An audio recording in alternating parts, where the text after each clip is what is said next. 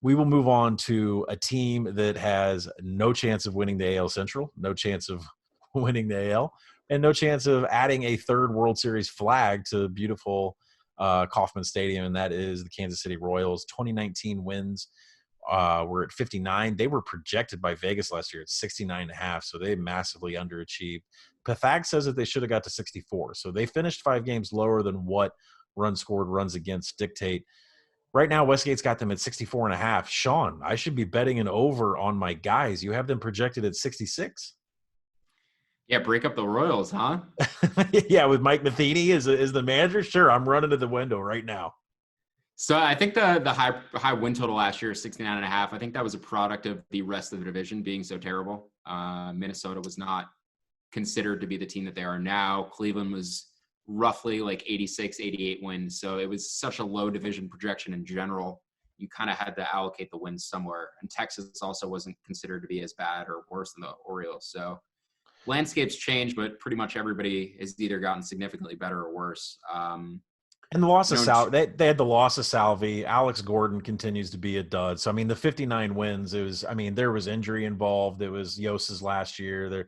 The Whit Merrifield trade. We all have always thought Whit's going to be traded no matter if he has a new contract or not. But, yeah, I mean, I can see why Pathag is 64 and they finished at 59. But you're right. I mean, nobody knew Minnesota was going to be as good as they were.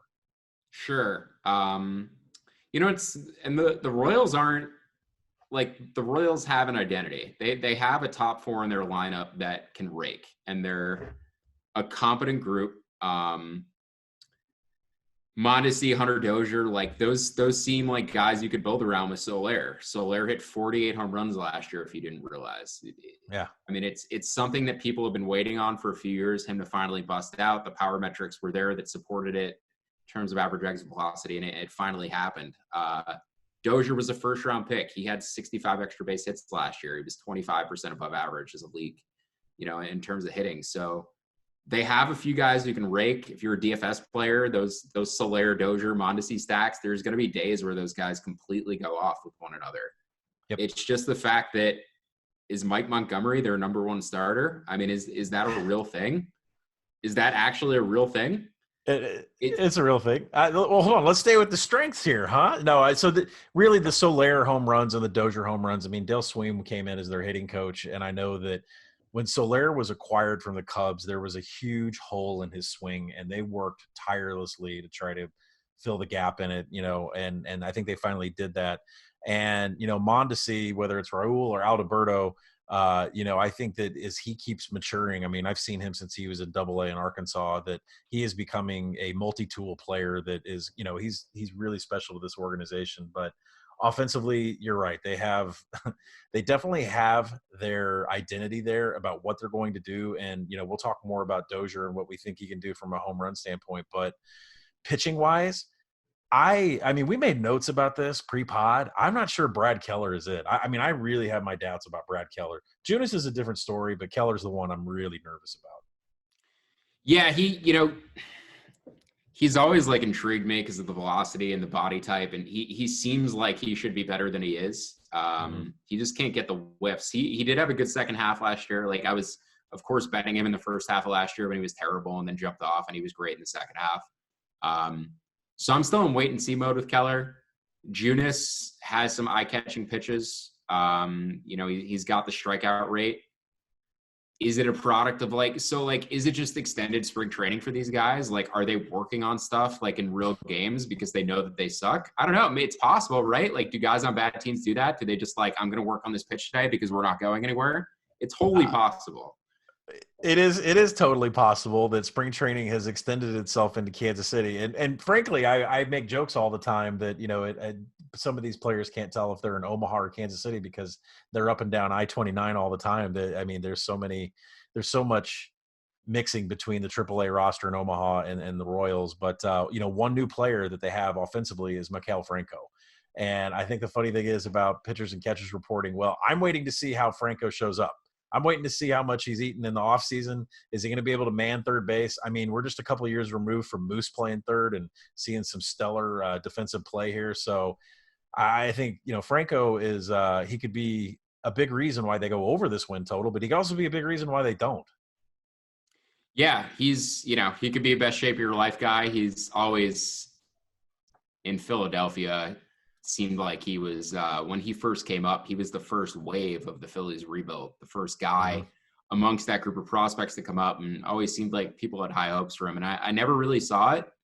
He's certainly a giant guy, has the body type to, generate a lot of power. But I wouldn't hold your breath waiting for Maikel Franco to turn the 2020 Royals around.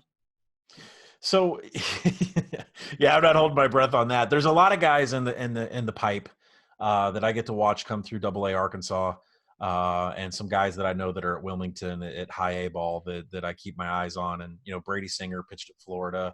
Kowar is one of those pitchers we look at. Khalil Lee is going to be their leadoff guy for the future. Those guys are all in the pipe, and that's the reason why I might not want to touch a Royals number until next year. I really think that they're more of a 2021 team before they start seeing an uptick in their wins.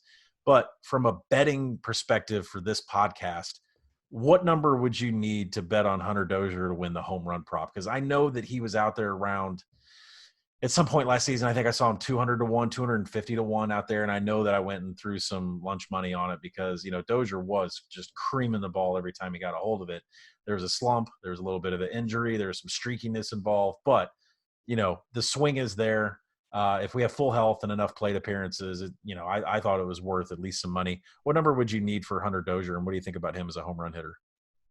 I think 200 to 1's fair. That those guys, I believe he had 10 triples last year. Yeah. Anytime I see a batting line for a season on a guy who's got 30 doubles, 10 triples, and 25 homers, it immediately clicks to my mind that there's going to be potential power development there in the future. You look at Curtis Granderson and his career trajectory. Constantly led the league in triples, 20 triples, whatever, 20 doubles, 15 homers. Like those guys later in their careers, they continue to develop, add a little bit of loft to their swing. They can pop 35, 40 homers in a season, no doubt, just because you're turning that extra little bit of triple luck into home run luck. You get those just enough homers and you could really have a huge season. So I don't know if Dozier has the full ceiling to get to like that 55 home run range where you need to lead the league. It's interesting that you bring this up because I'm thinking about Nick Castellanos, and he was his expected home runs last year were about 40. And he's always been a guy who hits a ton of extra base hits, and Dozier kind of reminds me of him.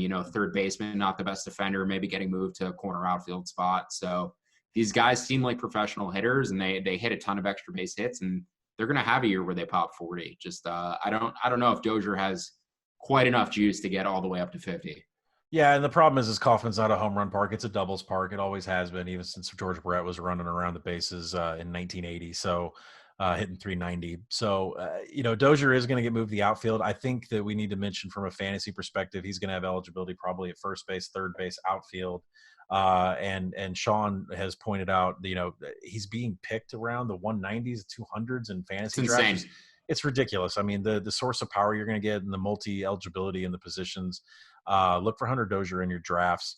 I was going to keep him in a league, but he's so cheap in a draft. There's no point. No one's going to go grab him. Players that can cheap. Yeah, I think he's a stud, and he's going to be on every one of my teams if I can.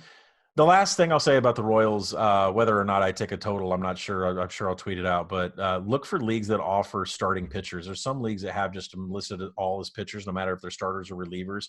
Look for leagues that offer Ian Kennedy as a starting pitcher because you can slot him in a starting pitcher spot and you can earn saves off of him. So he may blow up your ERA and your WHIP, but you're going to get that needed save for that category.